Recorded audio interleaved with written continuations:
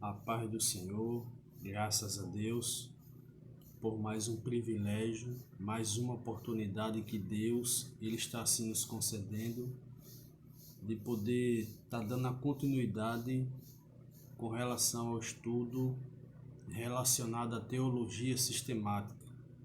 Nós acabamos a primeira parte, que falamos sobre a doutrina das Escrituras, e hoje nós vamos estar dando a continuidade falando sobre a doutrina de Deus. Então nós vamos falar sobre a pessoa de Deus. E quero aqui também agradecer a você que tem acompanhado os nossos vídeos.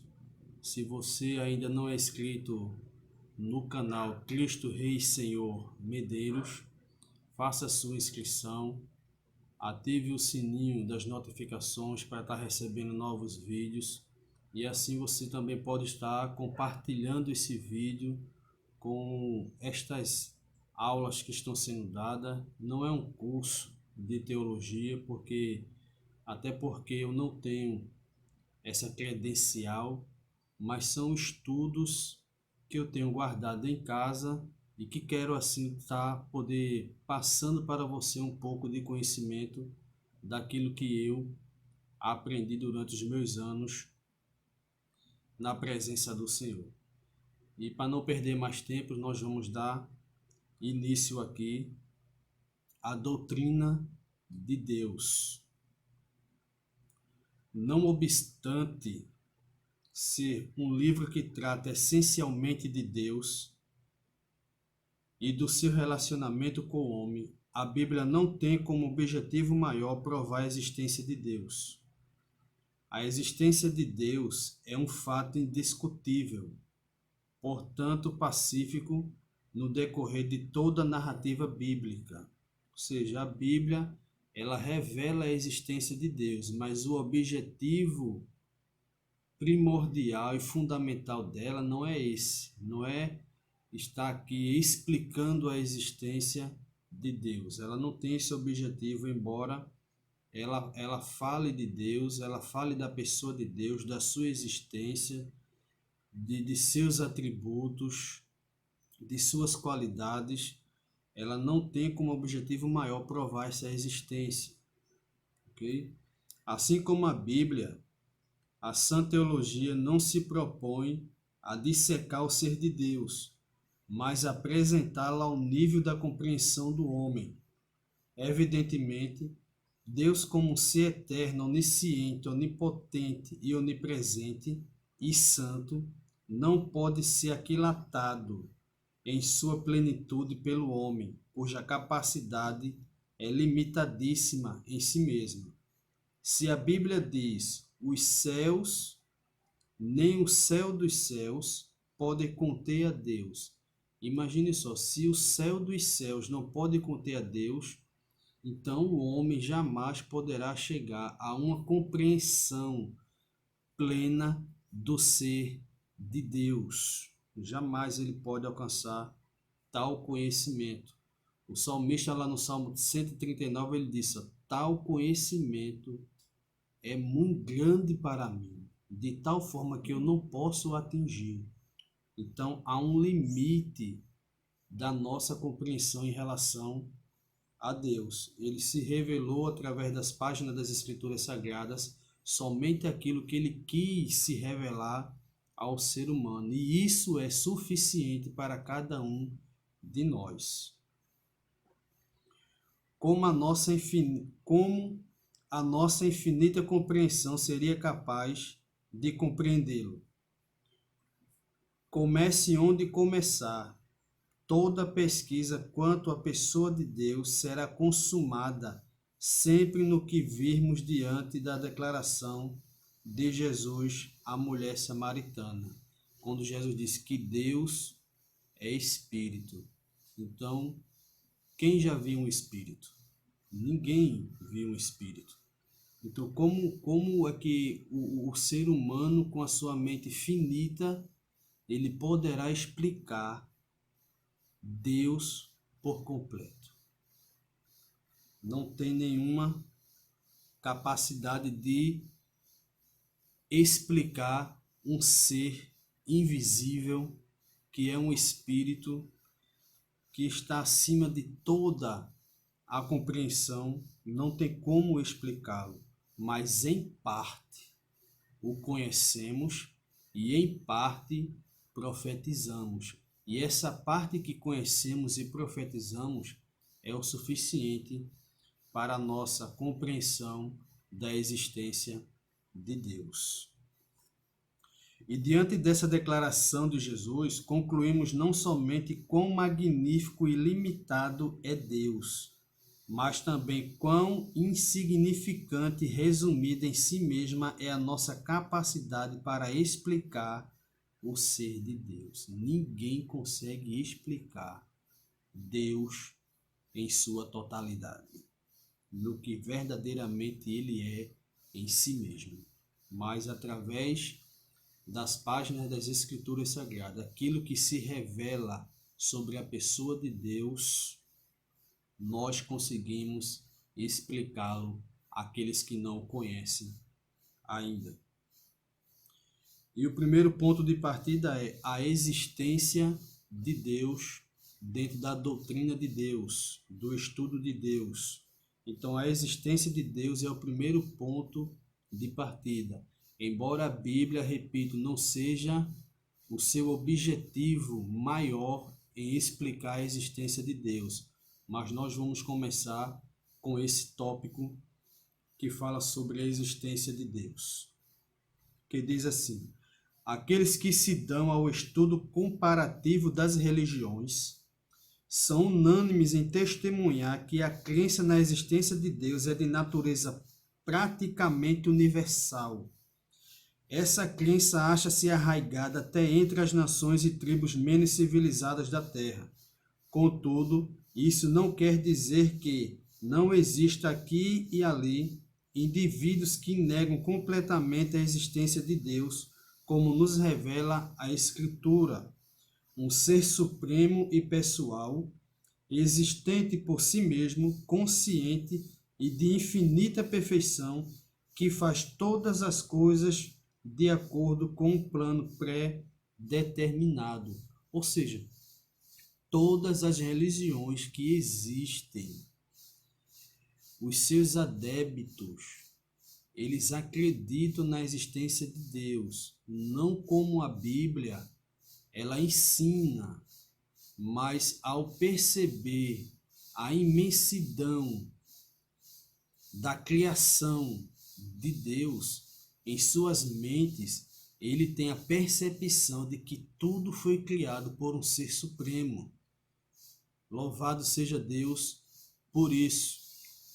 E como diz a Escritura, que esse ser é um ser supremo e pessoal. Ele é existente, ele é infinito. Mas, mesmo assim, dentro dessas religiões, sempre há alguns que se levantam com argumentos para tentar negar a existência de Deus. Caso que também não é diferente no cristianismo. Tem pessoas que se levantam contra a doutrina da existência de Deus para tentar negar essa existência, para tentar abolir Deus da mente do homem. Mas isso é um plano maquiavélico, isso é algo que o homem jamais poderá fugir ou se esconder dessa realidade. Deus existe, independente dele acreditar ou não. Deus, ele é real, ele existe. Então, sempre você vai ver argumentos que se levantam contra a existência de Deus. Nós vamos estar vendo alguns argumentos desses aqui, certo? Então aqui, ó, outros creem na existência de Deus, porém não como a Bíblia ensina, o que constitui uma forma de negação da sua existência. A forma de negação da existência de Deus é muito variada através da história. Então nós vamos ver aqui algumas formas da negação da existência de Deus. O primeiro, o ateísmo. Os ateus estão divididos em duas classes: A, o ateu prático, e B, o ateu teórico. Os primeiros são sensivelmente gente sem Deus, que na vida prática não reconhecem a Deus e vivem como se Deus não existisse. Os outros são geralmente de uma classe mais intelectual e baseiam sua negação de Deus no desenvolvimento de um raciocínio. Tratam de provar por meios que eles consideram argumentos razoáveis e conclusivos que não há Deus, ou seja, que não existe Deus. O ateísmo visa suprimir a pessoa de Deus do coração e da mente do homem. O ateu mente a sua razão, a sua própria consciência, né? Então veja que dentro dessa crença que eles têm, eles mentem para si próprio.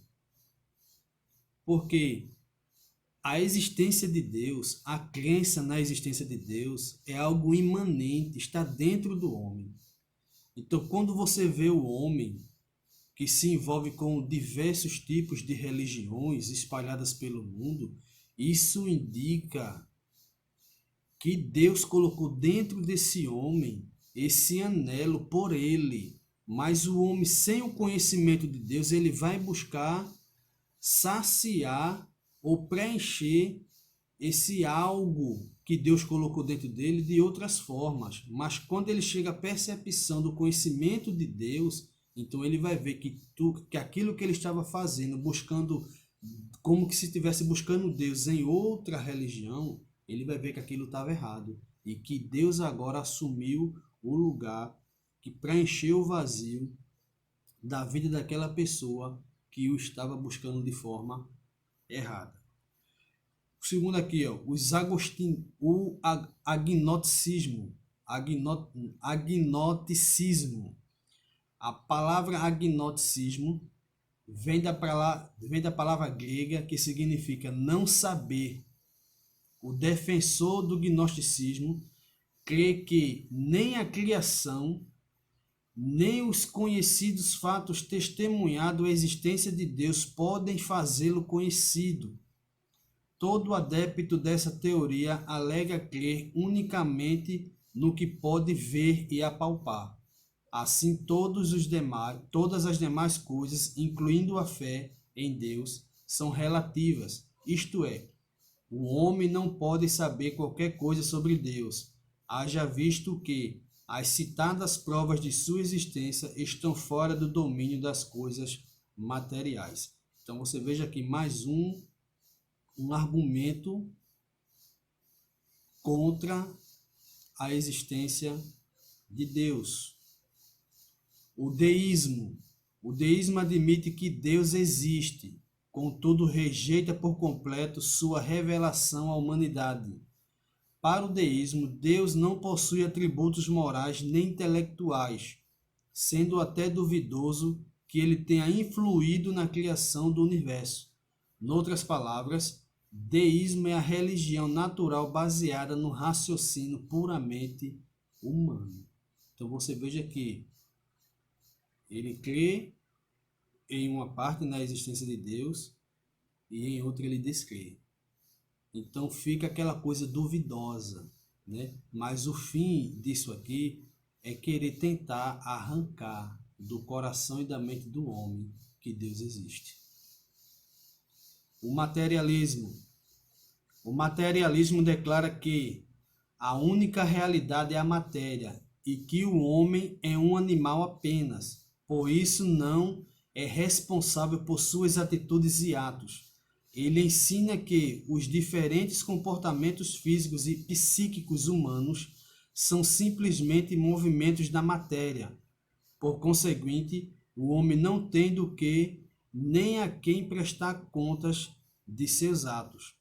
Como está patente, esta é uma outra forma ardilosa de negação da existência de Deus, pois se o homem, obra da criação divina, não é aquilo que a Bíblia diz ser, todos os perenes valores expressos nas Escrituras inclusive a existência de Deus, são pura nulidade. Como é que alguém possa pensar dessa forma? Ou seja, se eu cometo qualquer delito, eu não sou responsável por ele?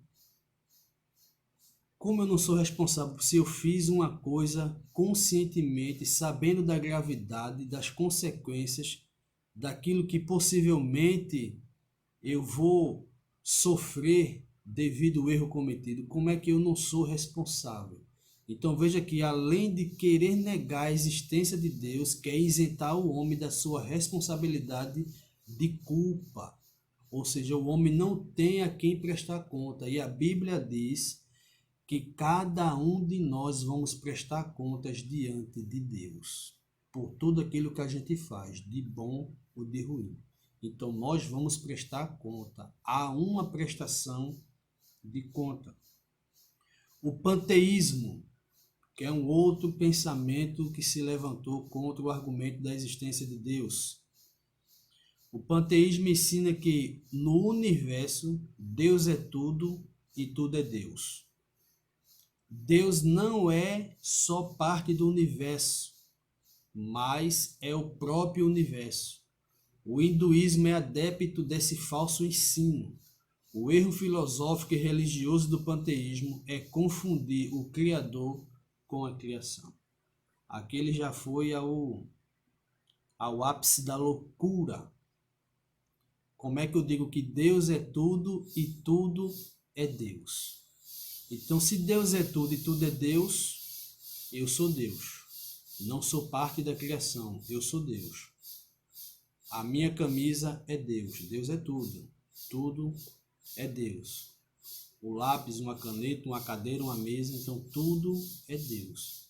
É como se eles quisessem trazer a ideia de que Deus está em tudo, todas as coisas, na matéria, em tudo. E não é por aí. Não é por aí.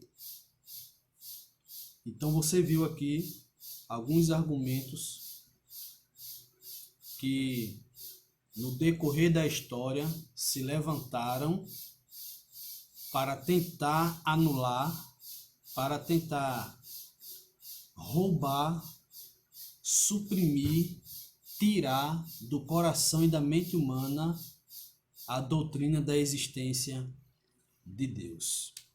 Mas nós vamos ver aqui agora provas bíblicas da existência de Deus. A Bíblia, em sua primeira página, no livro de Gênesis, no capítulo 1 e no versículo 1, vai nos dizer assim: no princípio, ou no começo, criou Deus os céus e a terra. Então você veja que Deus, ele existe. No princípio criou Deus. Então Deus estava lá no princípio. Ainda que a teologia tenha a existência de Deus como fato fundamental e plenamente razoável, independente da fé, não se propõe a demonstrá-la por meio de argumentos lógicos. A Bíblia não é nenhum diário de Deus reunindo todas as indagações da mente humana sobre ele. Há nela sim o suficiente à mente finita do homem limitado. A pessoa que, para provar a existência de Deus, vai além do que a Bíblia diz, do que a criação testifica, do que o Espírito Santo e a Bíblia revelam, pode levar o inquiridor a resultados inúteis ou desnecessários. Inúteis se o investigador não crê. Ele busca a Deus apenas por curiosidade, especulação e até falsa pretensão. Desnecessários porque se tenta forçar uma pessoa que não tem fé a crer em Deus apenas por meio de argumentos lógicos. Ora, esse tipo de fé é apenas de conveniência, não honra a Deus, uma vez que não vem por ele. É fé humana que não alcança a revelação divina. Então tem pessoas que é assim, elas querem trazer argumentos lógicos fora da Bíblia para tentar convencer alguém da existência de Deus. E dessa forma não irá conseguir. Porque aquela pessoa que tenta conhecer Deus, você não conhece o objetivo do coração delas. Porque ela quer conhecer Deus. Para quê? Qual é a pretensão? Qual é a intenção dela de estar fazendo perguntas, inquirindo sobre a pessoa de Deus? Muitas das vezes existem pessoas que tentam provar a nossa fé, que tentam provar a nossa crença, para ver se de fato conhecemos Deus ou não, para ver se de fato estamos firmados em Deus, no seu conhecimento ou não, e até mesmo para querer nos envergonhar. Então é preciso se tomar um devido cuidado quanto a isso, para não querer ultrapassar o limite daquilo que a Bíblia ela não está dizendo.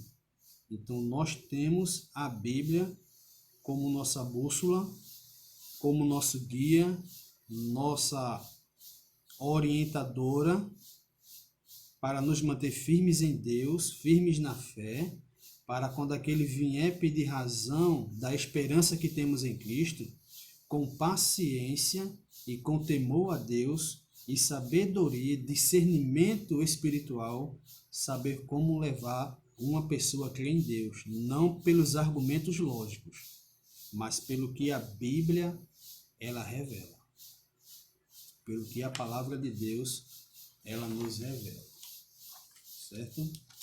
Então, dentro aqui desses argumentos que revelam a existência de Deus, a fé na revelação bíblica, é preciso ter fé para crer na existência de Deus. A Bíblia diz que sem fé é impossível agradar a Deus. Importa que aqueles que se aproximam de Deus creiam que Ele existe e que Ele é recompensador daqueles que o buscam. Então, sem fé na revelação da palavra de Deus, é impossível você crer que Ele existe.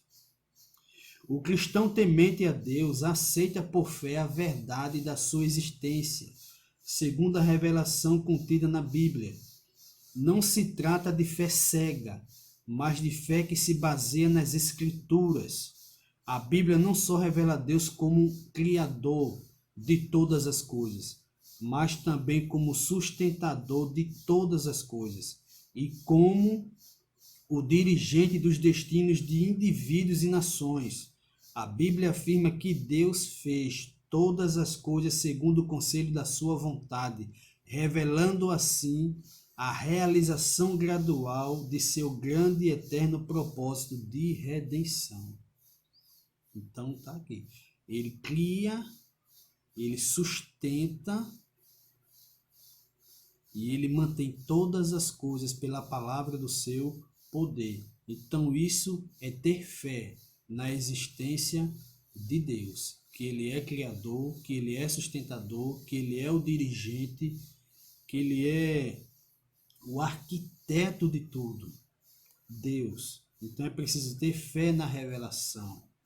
Em terceiro aqui, Deus ele se revela.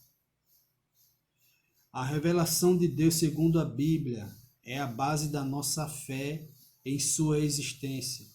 Por sua vez, nossa fé é edificada quando de coração aceitamos o conteúdo da Bíblia como inspirada por Deus, a qual enfaticamente mostra que, letra A, Deus se revela através de sua doutrina, de sua palavra. Ele revela quem ele é e a sua vontade para o homem. Letra B, Deus se dá a conhecer àqueles que o buscam.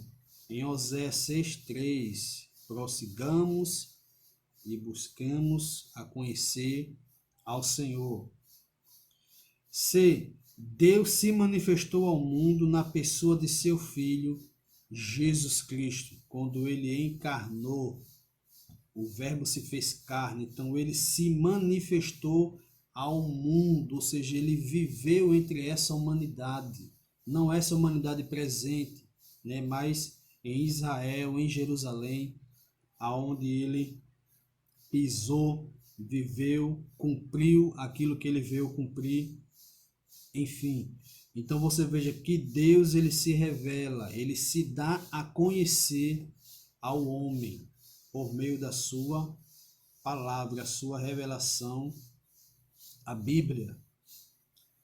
E nós vamos ver aqui agora evidências racionais da existência de Deus. O primeiro argumento aqui, o argumento ontológico, ele diz assim, ó, o argumento ontológico tem sido apresentado sobre diversas formas por diferentes pensadores. Em sua mais refinada forma, foi apresentado por Anselmo, teólogo e filósofo agostinista de origem italiana. Seu argumento é que o homem tem imanente em si a ideia de um ser absolutamente perfeito. Por conseguinte, deve existir um ser absolutamente perfeito. Este argumento admite que existe na mente do próprio homem um conhecimento básico da existência de Deus, posto lá dentro pelo próprio Criador. É aquilo que eu falei lá no iniciozinho, né? Que Deus colocou essa partícula dentro do homem, que é esse anelo que o homem tem por natureza de conhecer Deus e de saber que há um ser supremo, criador de todas as coisas. Só que ele busca de forma errada por não conhecer a Deus, né? Quando ele busca Deus em religiões, através de outras religiões. Então, esse algo está lá dentro do homem, para que o homem busque a Deus. Só que o homem, sem a sabedoria de Deus, ele não vai fazer isso. Ele só vai buscar a Deus quando ele conhecer Deus, através da pessoa de Jesus Cristo. O argumento cosmológico. Este argumento tem sido apresentado de várias formas. Em geral, encerra a ideia de que tudo que existe no mundo deve ter uma causa primária ou razão de ser. Immanuel Kant, filósofo alemão, indicou que se tudo aquilo que existe tem uma razão de existir, isto deve ter um ponto de origem em Deus. Assim sendo, deve haver um agente único que equilibre e harmoniza em si todas as coisas. Então você veja que aqui são argumentos lógicos, né, de alguns pensadores que falaram acerca da existência de Deus. O argumento teleológico. Este argumento é praticamente uma extensão do anterior. Ele mostra que o mundo, ao ser considerado sob qualquer aspecto, revela inteligência, ordem e propósito, denotando assim a existência de um ser sumamente sábio. Então você veja que por aqui, por esses pensamentos lógicos, que pessoas não usaram fé para acreditar na existência de Deus, né? Através dos seus pensamentos, através das suas observações, eles puderam constatar que existe um ser supremo, que existe um Deus acima de tudo isso que existe. A existência de todas as coisas não surgiu por acaso. Nem como Darwin ele citou. Há um Deus no céu, criador de todas as coisas. Então ele criou tudo. Temos aqui também um argumento moral. Este, como os outros argumentos, também tem diversas formas de expressão. Kant partiu do raciocínio que deduz a existência de um ser supremo, legislador e juiz. com absoluto direito de governar e corrigir o homem. Este filósofo era da opinião de que este argumento era superior a todos os demais. No seu intuito de provar a existência de Deus, ele recorria a este argumento. A teologia moderna utiliza este argumento, afirmando que o reconhecimento por parte do homem de um bem supremo e do seu anseio por uma moral superior indicam a existência de um Deus que pode converter esse ideal em realidade. O argumento histórico. A exposição principal deste argumento é a seguinte: entre todos os povos e tribos da terra, é comum a evidência de um homem e é um ser religioso, de que o homem é um ser religioso em potencial. Sendo universal este fenômeno, isto deve ser parte constituinte da natureza do homem. E se a natureza do homem tende à prática religiosa, isto só encontra explicação num ser superior que originou uma tal natureza que sempre indica ao homem um ser superior. E para concluirmos aqui, rapidamente, considerando no seu todo esses argumentos racionais, o cristão fiel e temente a Deus logo conclui que não necessita deles, ou seja, desses argumentos racionais. Nossa convicção cristã é experimental da existência de Deus. Não depende deles, pois pela fé já aceitamos o que a Bíblia diz sobre o assunto. Noutras palavras, o salvo tem um fundamento firme e um testemunho maior. O fundamento é o da fé e o testemunho é o do Espírito Santo e o da Escritura Sagrada. Então, queridos, fica aqui, o encerramento dessa primeira parte com relação à doutrina de Deus. Eu espero que você possa estar tirando maior proveito para o seu conhecimento espiritual e crescimento em relação a Deus. Eu não sou aqui, como já disse já no início, quando eu comecei a falar sobre a teologia sistemática, eu não sou nenhum teólogo, eu não tenho nenhuma formação teológica, mas tenho assim um pouco de conhecimento, e esse pouco de conhecimento que eu tenho com relação à Bíblia, a palavra de Deus, eu quero poder estar compartilhando com você. Que você seja ricamente abençoado através disso.